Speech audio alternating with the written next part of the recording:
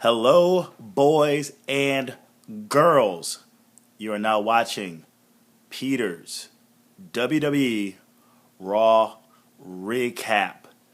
And Raw just went off the air. It felt long. It felt longer than 3 hours. Does it always feel, it always feels longer than 3 hours. I think that first hour just took forever.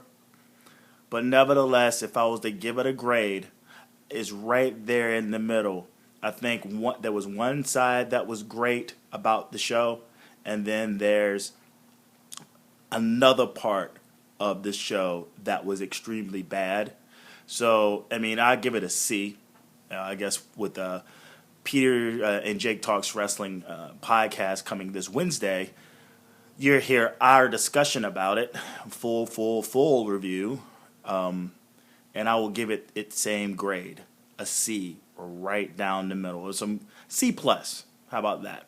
I thought the Sting segments was really good in the backstage segment with New Day, and which I will get to, was pretty awesome. Again, but you're listening to Peter's Raw Recap, your WWE Raw Recap needs for the evening and for the week. This week was from Baltimore, Maryland. A good place for Raw. Normally, the crowd is always pretty excited whenever Raw goes there, and they were extremely excited this week. So kudos to you guys for making the boys feel welcomed. Definitely, especially the New Day. I think they were really happy with the response that they got. But it's not because of anything that they didn't do. Christ, those guys are awesome. And for those who are curious about my shirt, it says, "Do not wish me happy birthday" on Facebook. It was a shirt I made because I hate when people wish me happy birthday on Facebook. I actually took I took my birthday off of Facebook so I don't get like a fucking trillion, Facebook birthday wishes, and I don't even know who the fuck you are. So, with that said, the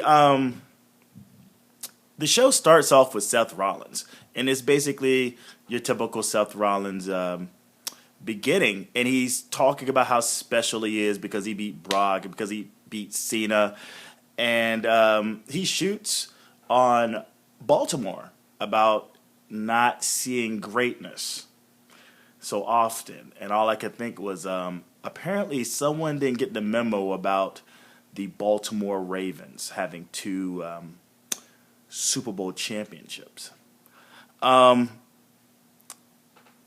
Seth Rollins is talking, and then he talks about how his statue is gone and how he wants it back from the painted face freak. I still hate that. And he goes to say his name, but he kind of cuts himself off. The crowd is chanting, "We want Sting." Then he shoots on Sting actually stealing the statue and touching the title. And I would say by now it's about a good 6 minutes he's been into this promo. So I think I heard the crowds chanting "boring." And he's like, I'm here all night. And that he's the man. And then Sting shows up. And he's with the statue in a dark room. Is him and the statue. Is it just me? Or does that statue kind of looks a little too much like Daniel Bryan? Maybe it's just me. But he's basically like, "Yeah, I got your statue, bro. Come get it."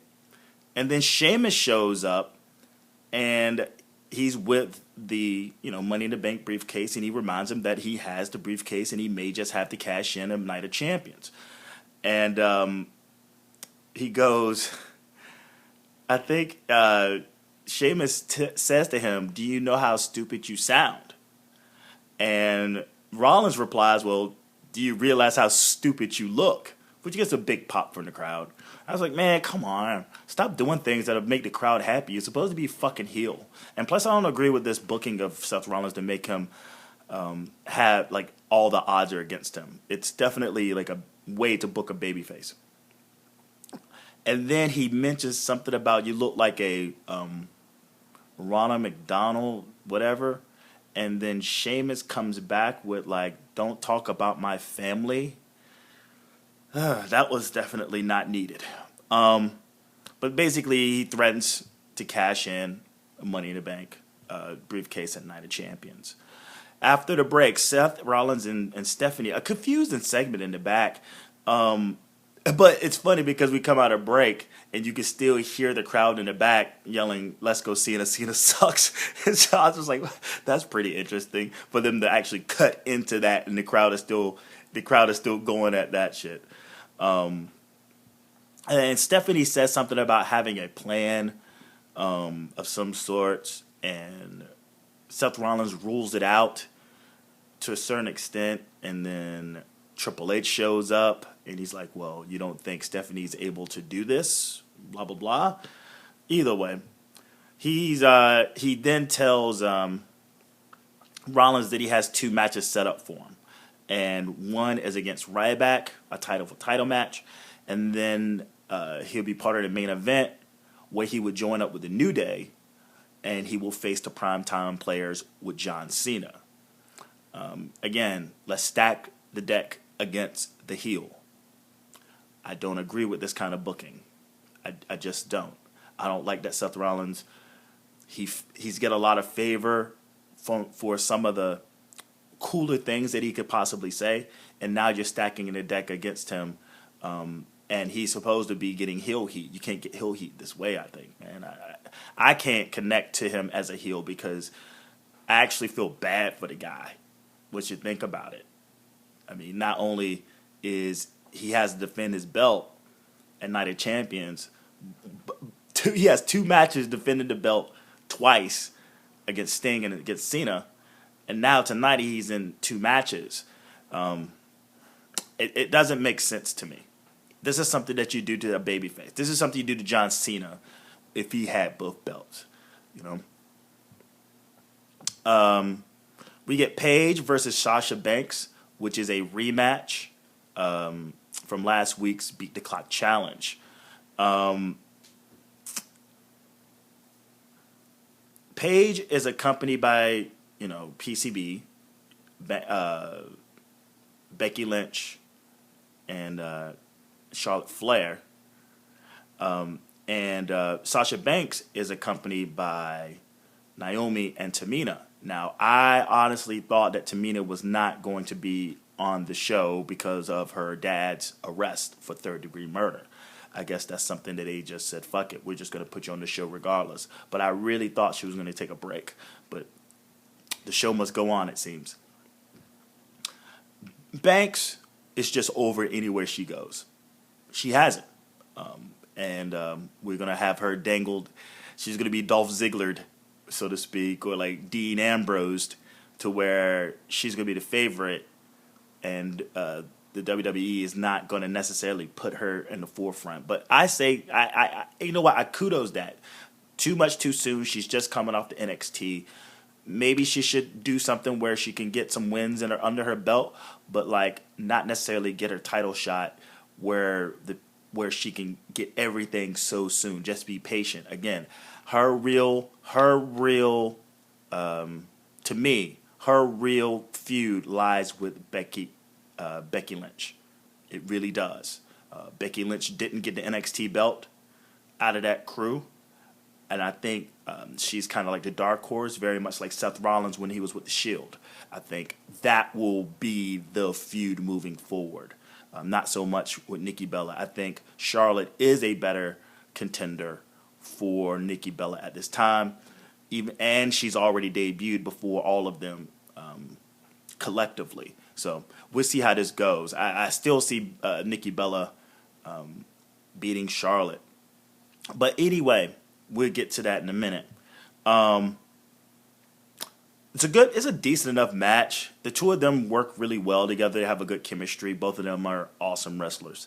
But after the break, they go through one break, and they come back, and you see Sasha Banks calling spots. And I'm just like, Jesus Christ, she got bit with the Cena bug.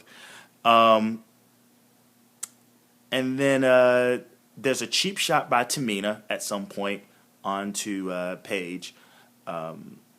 Sasha Banks breaks out of a rampage at some point. Paige dives on Tamina, but then there's a point where Paige gets Sasha Banks in a really awesome like belly to back suplex. Crowd goes crazy. This is awesome chance. But the match ends with Paige about to put Sasha Banks in the PTO. But all of a sudden, Tamina and Naomi kind of just rushes inside the ring to sort of break it. But then the referee gets distracted, and runs them out. And then also Paige gets distracted, which results in a roll up, 1, 2, 3 victory, distraction roll up number 1 on the evening by Sasha Banks on Paige. Big win for her. Again, she had to have assistance. It's still a victory. It's still a victory. And then we move to the Ascension versus Dean Ambrose and Roman Reigns. Now, all I can think is just this past Thursday on SmackDown, we get a new faction with Stardust and the Ascension, and they call themselves the Cosmic Wastelands. Now, the only thing that really sucks is that I would only hope being in a faction like this, I mean, again, it's mid-card, but throw these guys a bone at some point. Give them a little bit of head of steam. And all I could do was shake my head to realize, because, first we got a graphic just saying, like, oh, Dean Ambrose and Roman Reigns are next. And I was just wondering who the hell would they face. And then when I seen the Ascension in the ring, I was like, oh, God. This Cosmic Wasteland shit means nothing. That's all I could think. And Reigns and Ambrose actually come out through the crowd like old school Shield style. So it looks like they're as illed as possible. You may as well just throw them into the tag team division. I don't see why not. But they're not. I guess they're their own little entity in their own little feud with the Wyatts.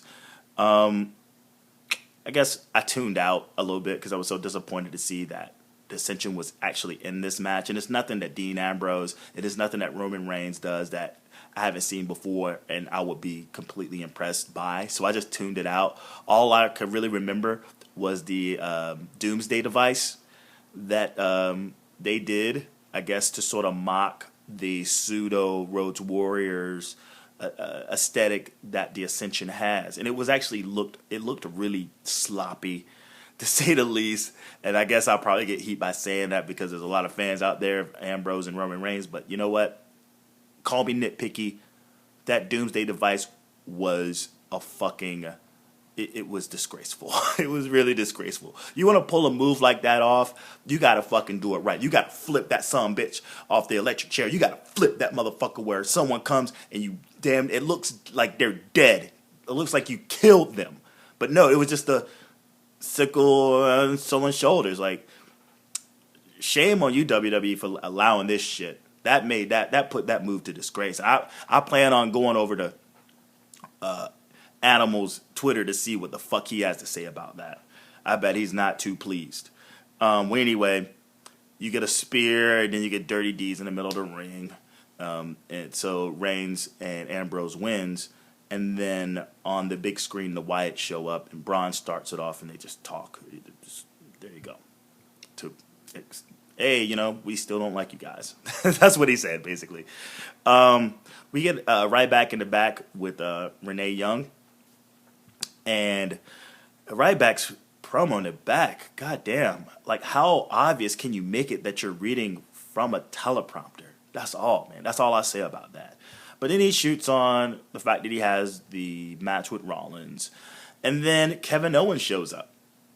Because if you watch the show, well, SmackDown for that matter, he mentioned something about being interested in facing Ryback. With I say to them, feed me more. So he has his eye on the IC belt. He has his eye on a feud with Ryback. So he shows up, and he shows up with the apple, and he just lets them know. It's like, hey, I'm here, and don't bite off more you can chew with your feed me more. He got a lot of flack with the apple. He's eating healthy. But all I could think of was I spit in the face. I thought he was gonna chew the apple and like spit in the face of a Ryback. That would have been Carlito. Like that would have been pretty badass if he would have spit some apple chunks in Ryback's face. Get some heat on him. It's called heel heat. Remember what Remember what that was? One day it was called heel heat. We get like a TMZ style like segment that revolves around the Dolph Ziggler Summer Rae potential affair. Then we get Ryback versus Seth Rollins. They like to call it champ versus champ. And at the beginning of the match, Ryback actually walks over to a kid, and I think it was a Make-A-Wish kid, and he had him hold the belt while the match was going on, which was pretty cool when you think about it. The kid was stoked, though. He was like, oh, shit! This is awesome! It looked like he held that belt with his life. I imagine if someone would have came over and like tried to like take it from him, I guarantee he would have turned like super kid on that motherfucker and tossed him ass up, man. He looked real stoked about having the opportunity to hold that belt. At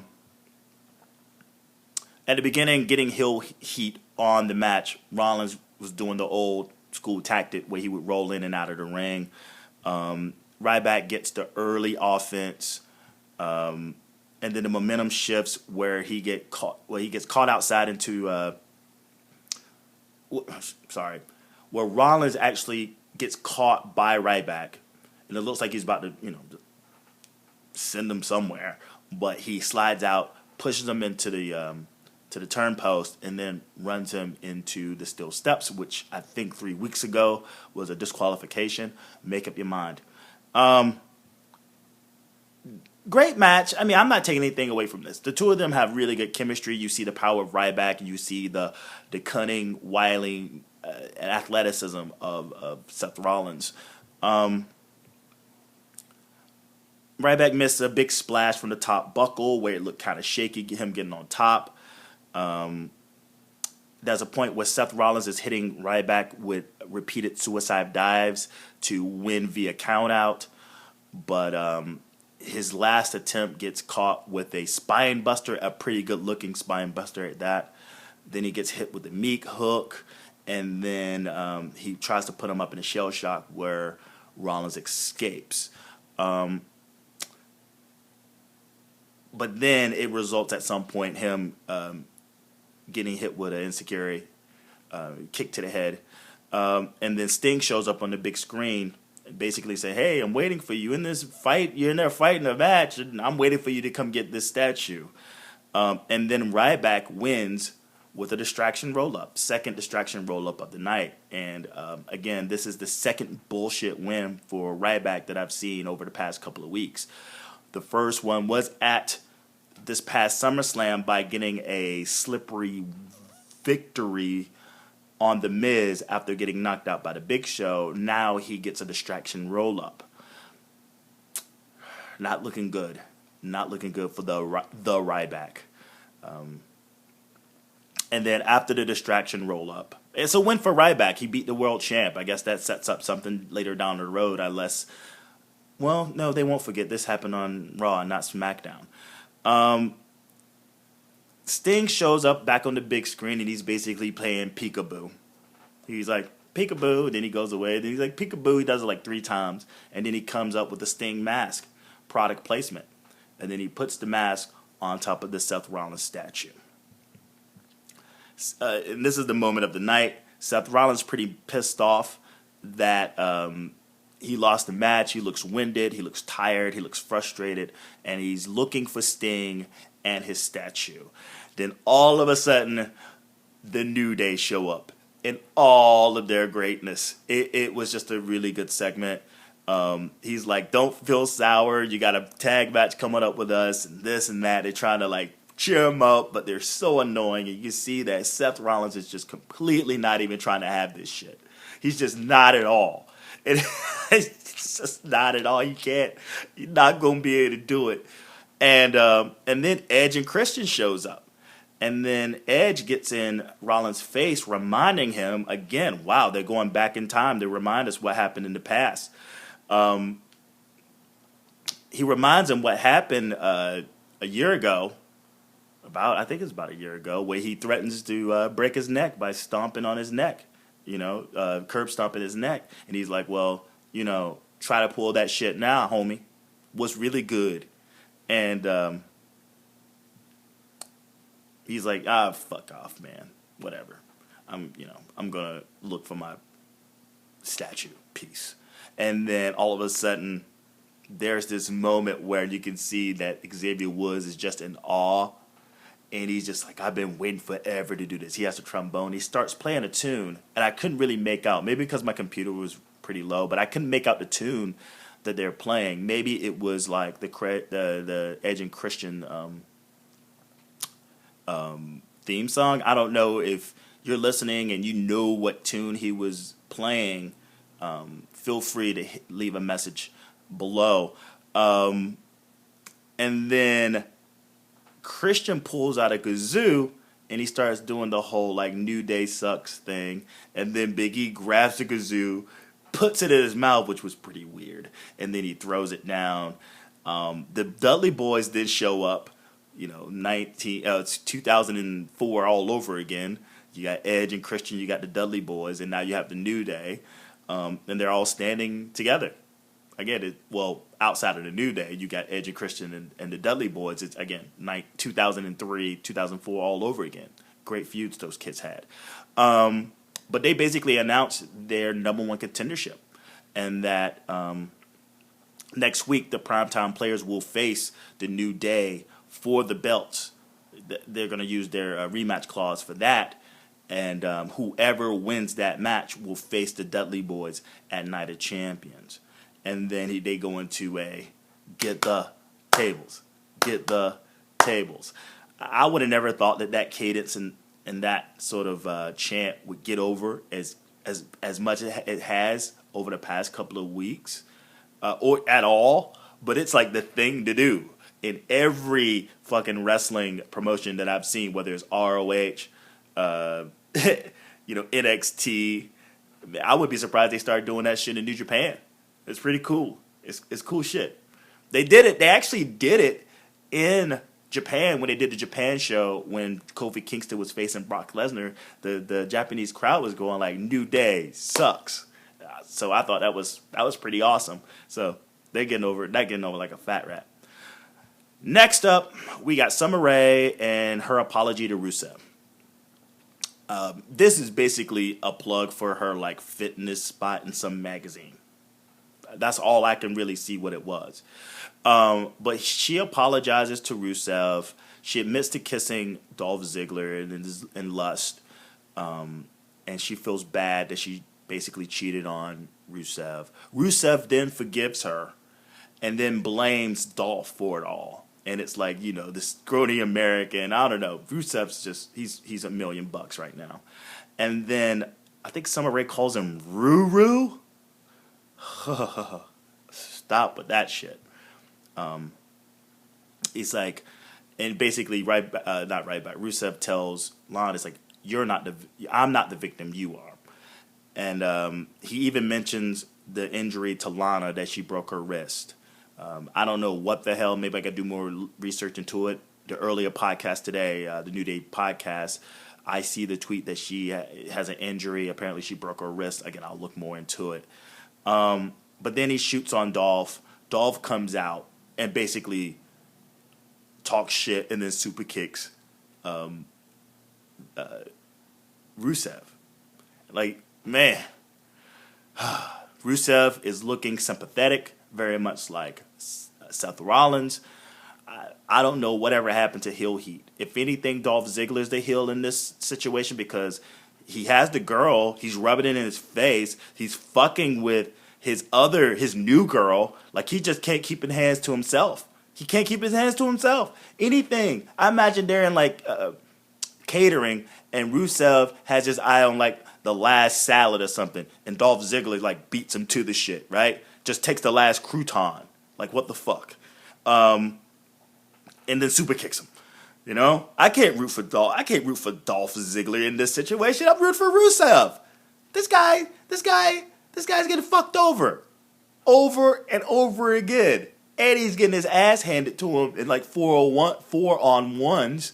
Like, what the hell? When the other heels turn on him, it's like, dude, Rusev's becoming more and more sympathetic as his career goes on post Lana. Okay. Randy Orton versus Sheamus. What did we do to deserve this? I don't know. Orton wins with an RKO. and that's it. That's it. All right? Which puts Sheamus to shame. It's a shame, a fame. Because he just had a whole spew at the beginning of the night about how he's going to cash in. But in, I guess, Money in the Bank nature, yeah, he's fucking losing. He's a loser.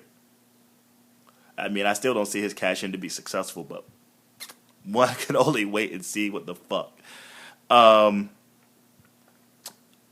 then, oh yeah, I think because he was about to join up with Reigns and Ambrose to be a third member, basically siding with them because they have this issue with the Wyatts, this thing going on over there. And the Wyatts came out after the Sheamus match and just beat the shit out of Randy Orton. So it looks like he's out of commission. And Dean and Roman Reigns still needs an equalizer. Who's going to be this equalizer? Who will be this equalizer? Dudley Boys versus Los Matadores, and the Dudley Boys win with a 3D. They're just running through the entire roster like it ain't nothing. They done beat the New Day. They done beat the Primetime Players. Now they've beaten Los Matadores. What's left? The Lucha Dragons, I guess. No, I think they beat the Lucha Dragons. They beat the shit out of Lucha Dragons. But the only thing out of here that's worth mentioning is the fact that the Los Matadores, maybe it's Diego, maybe it's Fernando, I'm not sure which one it was, but it did look like Primo. I think Primo is Diego. They finally turn on El Torito. And the Dudley Boys return only to put that bitch through a table. Cesaro versus Miz.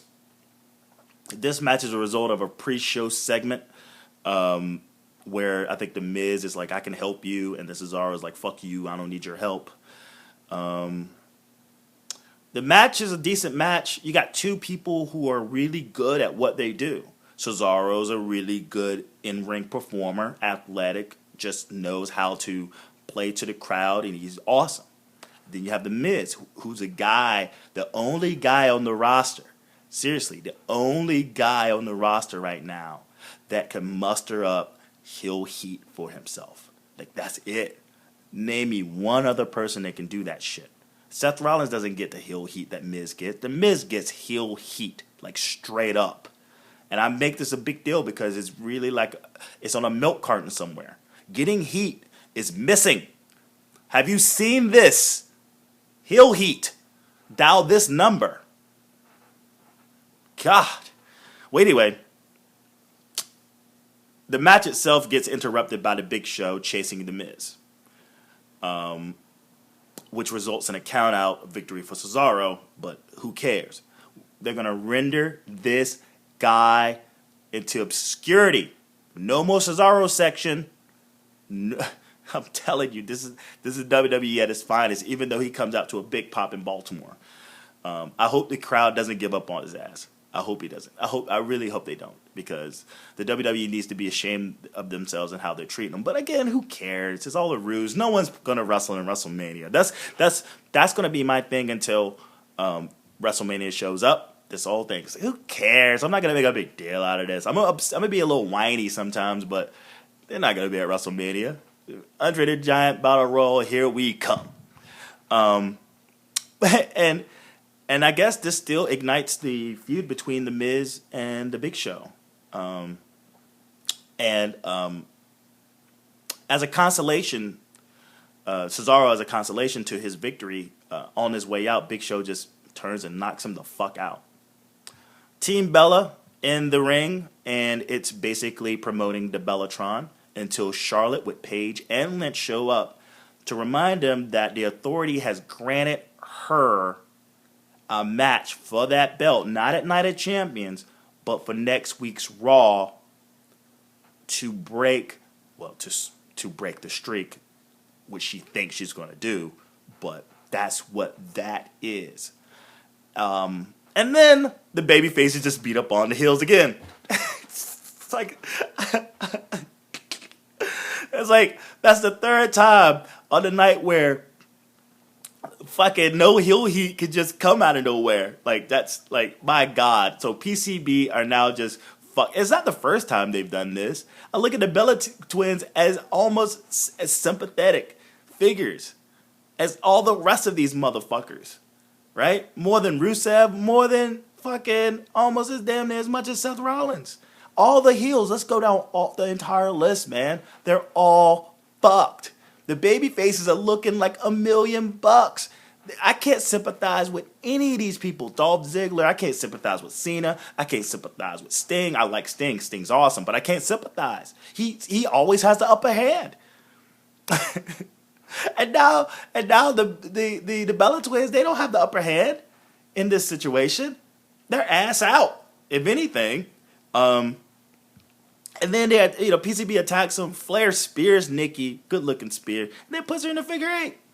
And then dumps her ass outside the ring where she's down there like suffering down there with Brie and Alicia Fox.